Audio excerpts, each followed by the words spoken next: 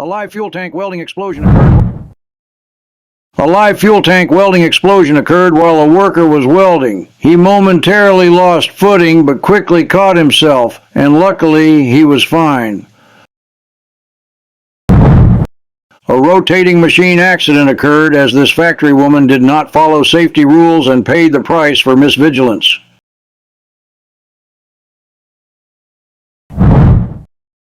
Calling all construction workers. How would you have prevented this accident?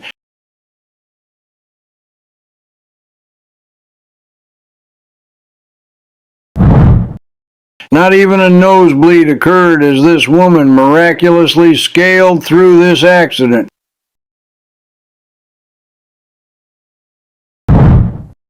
Watch what happens as two key principles were missed in this truck accident. Always use loud horns and maintain a safe distance from large vehicles.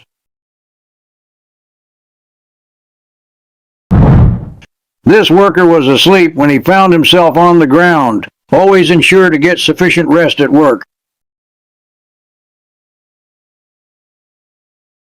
Like this video and subscribe to my channel. And always remember, Grandpa's got you covered. See you in the next one.